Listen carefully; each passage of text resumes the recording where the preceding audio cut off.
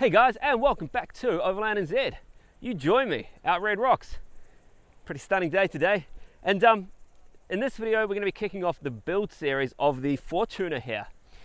So as I mentioned in the previous video, if you've seen that, the intro one, this is not going to be like an all-out everything under the sun build. This is going to be a real practical build that suits what we need as a family, and trying to keep some kind of daily drivingness to it. You know, I need this as my car, but I also want it to look a certain way and perform well off-road. So yeah, kicking off the first episode, this is going to be kind of a little bit random. It's going to be all over the place, and it's kind of just all the little bits and pieces that I do to vehicles when I buy them. So three things just off the bat. Number one, these are not instructional videos. I'm not a mechanic. I'm just some dude who knows how to do things to vehicles. Don't take this as, I guess, advice and use it to make mods to your own vehicle. Make sure you do seek professional advice, blah, blah, blah. Disclaimer out of the way. Number two, none of these mods are strictly necessary. Like this vehicle, as it came from the showroom, is stupid capable off-road for what it is. And, you know, maybe apart from those tires, but it will go most places that most people are going to want to take them. And number three, one person's practical, i.e. mine, may be completely stupid to somebody else or not enough to somebody else. And you know, that's where I love this stuff. Like, every person gets to set up the vehicle the way they want. One of the cool comments that came through on the intro video was that lots of you do seem to be interested in a family build. Like, I guess there's a lot of people around sort of my age who are having kids for the first time, and I was kind of excited by that, I guess. Like, if there's anything you guys want to know or see, like, we've had a pretty rough time, I'll be honest, in the last year, and we haven't actually been on many trips with the little dude yet. Fingers crossed that starts to change, and I guess, yeah, it's gonna be part of trying to figure out how to get this vehicle set up to travel well with him. So I'll bring you guys along on the journey. There will be mistakes, I'm sure, as with anything. Like, nothing's perfect. So yeah, those are the three things I wanted to mention. Just get them out of the way, you know, make sure that everybody knows where I'm coming from, why I'm doing what I'm doing, and you know, that make sure you get professional advice if you're gonna dive in and do stuff. So one of the very first things that I ordered before we even got the car, this arrived maybe 5 months ago, is this bumper protector from a random website that ships everything out of Thailand. And it's cool. It wraps right around the lip here and means that when the pram stuff's coming out, it doesn't catch on the bumper. Like, you know, I'm a bit strange about things like this. I don't care about bush rash, but chips and stuff in the paint on bumpers and things just kind of irks me slightly. So I shot into town this morning, picked up a bonnet guard, genuine Toyota one. They're like 100 bucks, 90 bucks or something, and I don't know why you'd buy a aftermarket one. These things are cheap and obviously designed for the vehicle. So get this on now. It should be hopefully fairly simple. In theory, take a couple of minutes.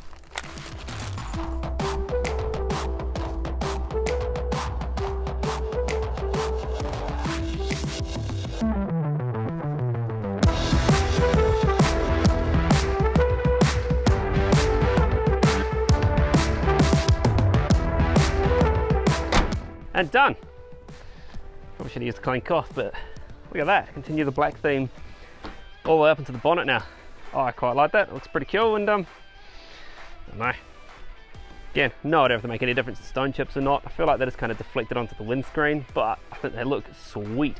Alrighty, so it's time to tackle one of the things I've probably been the most excited about since I got this new car, and that's getting rid of these and putting some beefier tires on. So I ended up keeping the Maxxis RAZRs from the Hilux and the wheels. And part of the reason of going 17-inch when I did these over the 16s was that I knew I'd be buying a new vehicle, and getting 16s on these apparently is possible, but you need a very, very specific rim.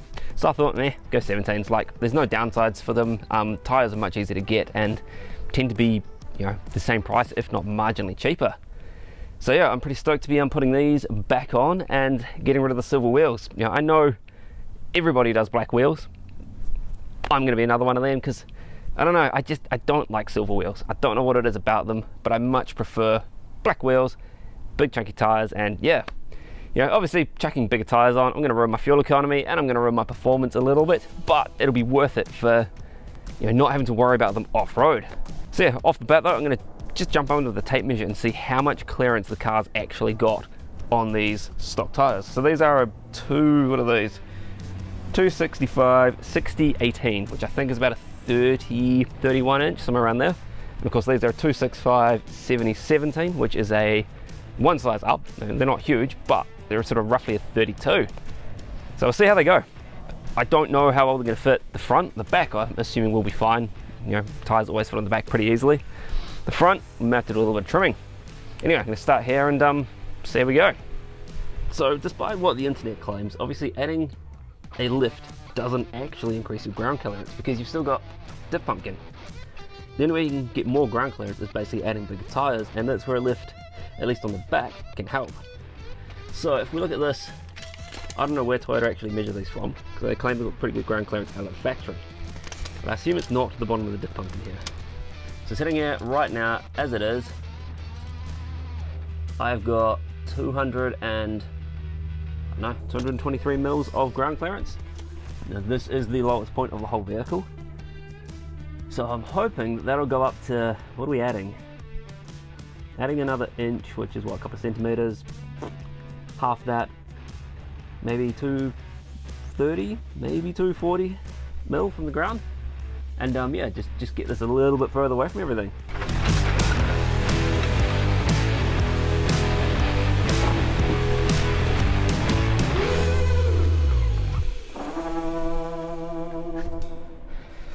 So in theory, these wheels should sit perfectly flush with this. I did heaps of research before buying them, and hopefully got the offset correct, because I want it to look cool, and I'm going to be stoked if it all just lines up completely flush.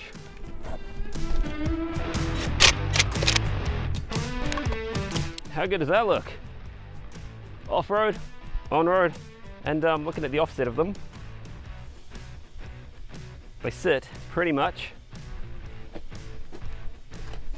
where I was hoping. Got just the very, very edge of the tread poking out. That's cool. Oh, that's the easy one done. Trying to get the fronts to work now.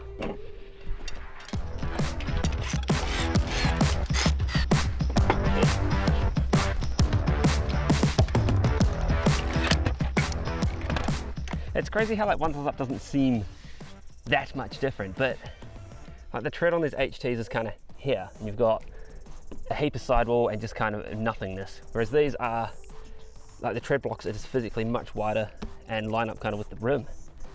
And yeah, there is that little bit of extra height there. There's an inch or so overall, so I thought it was kind of interesting. Like, it doesn't seem like a very big change, but this is enough here to, you know, wreck your fuel economy and performance, but give you much better off-road performance.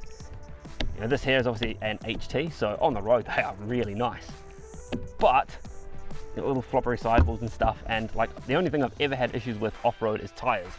So running something strong is far more important to me than having something that gives me marginally better fuel economy. Anyway, we've got two of them on. It's looking good. The front one looks like it fits. The real test is getting out the driveway as it's kind of a bit flexy. So yeah, let's push on, get all four of them on. Might just undo them, because let's be honest, putting wheels on is pretty self-explanatory and not that interesting. And then we'll see how it goes. And done. That's all four tires and wheels put on. I think it looks pretty cool. Hopefully it comes across in camera, but like, it looks much beefier now than having the HTs on there. They sit nice and flush with the flares, which I'm super stoked about. It's crazy, like, you can do heaps and heaps of mods over like days and days inside and stuff, and not much changes. Spend an hour bolting some wheels on and it looks mint. So yeah, let's have a closer look. So we had 220 before, we've now got where's the middle of the diff? 235, maybe just over. So that's a decent increase, and you know, every few mils helps when you're kind of trying to push through ruts and things. You know, this has got a rear diff lock which will help, but a little bit of extra clearance never hurts. So yeah, the big test is going to be how well do these clear. They look like they've got a bit of space in here, and it's going to bring you on to one of the, I guess, misconceptions about IFS vehicles and lifts. A lift in the front of an IFS vehicle doesn't clear bigger tires generally. So obviously when you've got an IFS vehicle, you've got the two control arms and they move up and down through their range. By lifting it, all you're doing is pushing them down, and they still travel through that original range and up into the guards here. So to get bigger tires onto an IFS vehicle, your offset is real important, and then basically how much you're willing to cut. So I mean, I run 32s on all my trucks, and I've found them to be big enough. Like, I had 33s on the 80 series and it made no difference. Like, well, I don't think it did anyway. 32s generally fit, at least on Toyotas, pretty well. Like the wheel wells on these things are tiny and there's all sorts of plastic and stuff in the way. I don't want to do a body mount chop or anything, so this is kind of the biggest size I want it to go.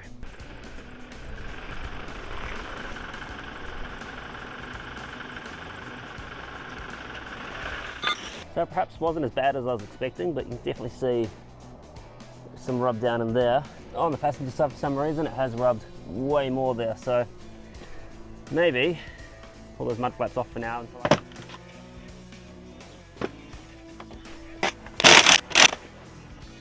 done. Obviously I've got, you can see here, I've got holes in my trim now where the old seat base used to come out. I am actually quite pleased with that. It means that I can run, until I figure out some drawers and stuff, I can build like a basic box and use those as the mounting points and keep it all secure. Screwing stuff down in a boot in a wagon can be tricky, so to me at least, I think it's kind of cool. And the boot is so much bigger now.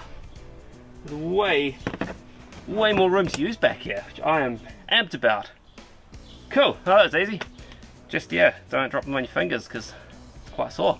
Another quick little job I did the other day, it's not very interesting to record, but I've got 2 more USB ports there and 2 more down there.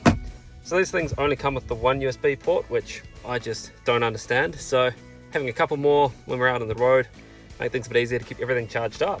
I had a very similar thing in the Hilux and it worked brilliantly, so I thought I'd do it again. They were $8 or something from AliExpress, and they just kind of piggyback onto the cabling for that, to that, and then I ran the wire under here to this one. So that wraps up this episode. As I said, it's pretty random. All sorts of bits and pieces that I just kind of wanted to get out of the way before we kick off like doing some of the bigger stuff. Thanks heaps for watching. Please remember to check us out on Patreon if that's something you're into. Like, everything goes there first. Anyway, catch you next time on Overland Z.